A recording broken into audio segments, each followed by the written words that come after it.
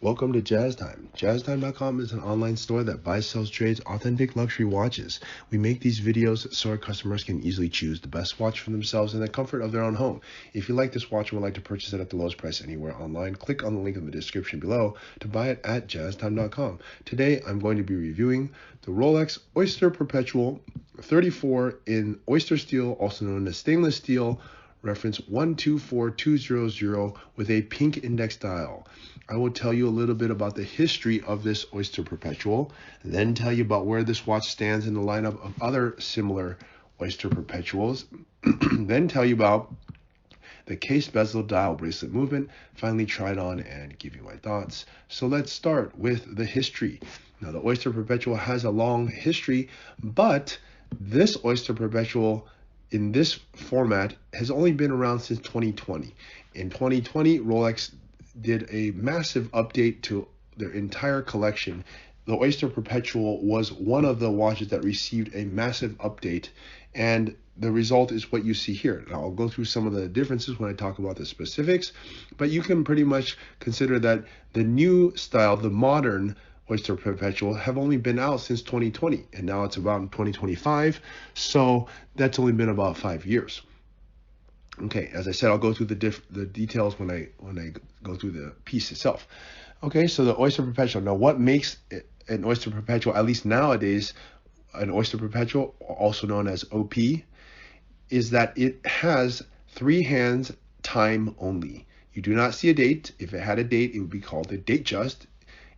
Since it does not, it has only time. The simplest complication that Rolex has, or any watch can have, is simply the time, which this one tells, and that is called Oyster Perpetual. It's also the cheapest.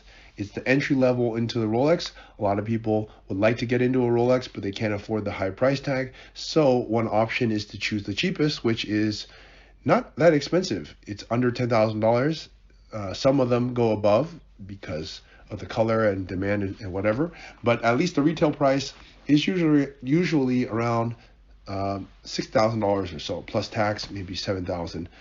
And on the gray market, it sells sometimes, a few thousand more than that, depending on the color, or even below that, depending on the color. But at any rate, it's the least expensive Rolex that you can get, and it's the least complicated. And some may even say it's the cleanest and the most best looking one in some people's opinion. Okay, so now that's a little bit about the history. Now let's talk about where this watch stands in the lineup. Now, Rolex makes, surprisingly, the Oyster Perpetual, which is their base model, in the most number of sizes of any of their collection. It's crazy. They actually make it for women in size 28, 31, and 34. So that's small, medium, large for women. And then they make 36 and 41 for men. So that's medium and large for men. Now, the 36 could also be worn by women, but if women would like to wear a large one, they could also wear a 34, which probably would fit them much better. But they don't make the 34 in any other collection other than the Oyster Perpetual. It's strange because this is their base model, and they actually make a size 34 for women. Okay. Or I guess if a guy has a smaller wrist than 36, they could also wear 34. Why not? I mean, it's a unisex. But in general, women are wearing that. And so, okay, now this one happens to be a size 34. It's the largest size that Rolex deems that can be worn for a woman. And it's quite a nice size, actually. If a size 36, which often looks too big for women, is a little bit too big, and a 31 is just a little bit small, boom, 34 is your sweet spot. And I like to see them do a Datejust in 34. Maybe they will. They actually used to do a they called it an Oyster Perpetual, but I think it had a date too. I can't remember, or it would call it Air King or something in 34, but they have done 34 before. All right, anyways, it's a very nice size for women. Let's just leave it at that. Okay, now let's start talking about the watch itself, starting with the case. Now, I told you I was going to tell you a little bit about the differences, what was the difference between the old OP and the current one. Well, starting with the case is much slimmer now. Even though they're both 34, the diameter from 8 o'clock to 2 o'clock is 34 millimeters, but the lugs themselves are slimmed down from the previous generation, so that the watch actually looks more streamlined with a case that is a little thinner. Not thinner, but the lugs that are thinner. Okay, the lugs are the parts that connect with the watch head to the bracelet. Okay, and that's 34 millimeters. Now let's talk about the bezel. The OPs only come on dome bezel because they're the cheapest version of the Rolex makes. They don't make it with a white gold. It's just straight stainless steel and it's domed. And this is actually a good thing because it keeps the watch from getting scratched. You're not going to get you still get scratched on the dome bezel, but you won't destroy it like you would on a fluted bezel. So this watch could easily be worn, just out with in a very casual setting. You could wash your dishes with it, go jogging with it, you play tennis with it, and really nothing can happen to this. I mean, you could really wear it. I can't think of anywhere you couldn't wear it. And it would still be a Rolex, it'd still be luxurious, still look good, but it'd be super duper durable given the fact that it's all stainless steel. Okay, let's move on to the bezel here. The bezel here is, the dial. The pink dial is, now Rolex makes the dial in pink. This one, I see that they make the dial in pink, black, silver, and blue for this size 34. Now you would think that they would make it in other colors. Maybe they will in the future. Maybe they'll start releasing funkier colors like they have in the size 36 and 41s. Maybe the celebration dial or whatever. But for now, the most girly one that you can get in size 34 is the pink. And actually it's the most desirable one, and it's the one that actually sells above retail.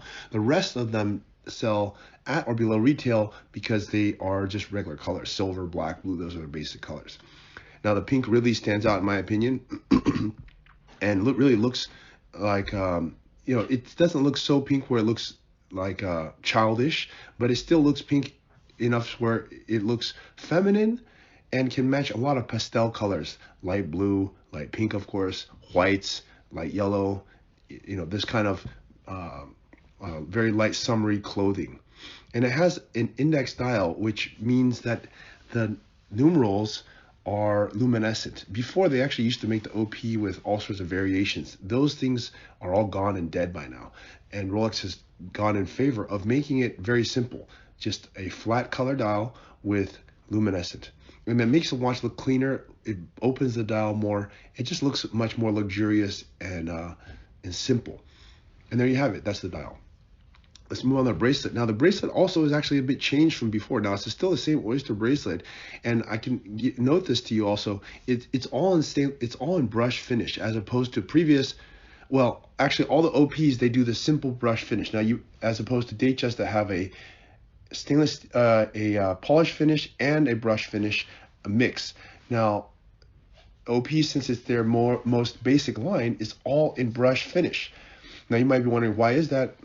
Well, probably because it's base model, but what is the benefit to that is that it doesn't scratch as easily, and it still is going to look the same for a very long time. You can really wear this watch and be rough with it, and it's still going to look fine.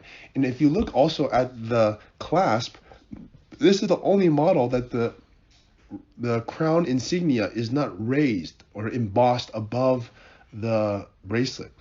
It's actually engraved into the bracelet so that it's dug into it. Now you might be wondering, why is that? Well, probably, again, as I said, it's probably cheaper to do it this way, but if you look at it in another way, it makes it more special, because when you have the crown above, what often happens is the crown actually can wear it down, and it can also get damaged. And I've seen it where the crown kind of ends up with 4 fingers instead of 5. And over time, it just wears down and looks ugly. Whereas in this situation, you can't really wear it down because it's engraved into the bracelet.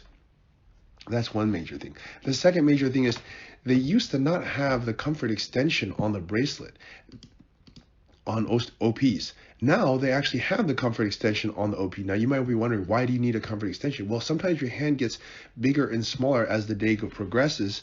And if it's hot and cold, the weather, if you've been sitting a long time, et cetera, et cetera. And they've included their higher end options, such as the comfort extension, onto their lowest end model. So now you can have a comfort extension on this OP. So it's a great thing. And the movement is a 2232. That's nothing to be, nothing that special to talk about. So time to try this watch on my wrist. Now this is a lady's watch. I'm a man. It's going to look much better on a female. And I can suggest this watch for any lady who likes to wear it a little bit larger than 31. I have still a very feminine looking watch, but at the same time very durable. So if you'd like to buy this watch, click on the link in the description below to buy it at jaztime.com.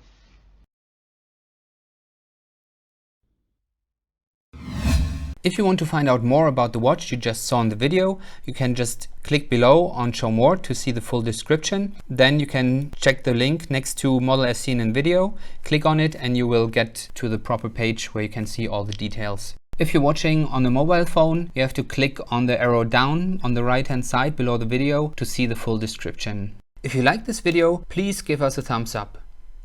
If you would like to share this video with your friends, you can use the share button below and share it on any platform you like. If you have questions, constructive feedback, want to tell us about some mistakes or misspeaks, just write a comment below. If you want to see more videos like this, you should subscribe to our channel and visit our channel page where you can find all the videos. And if you're interested in a specific watch brand, you can check out our playlists. If you want to check the price for a watch or want to buy one, remember at jaztime.com you always get a steep discount, so you should check the prices with us. If you want to know the price for a specific watch, just go to Google, type in Jaztime, plus the brand, model and the details you're interested in, and Google will find the right page for you. Thank you for watching.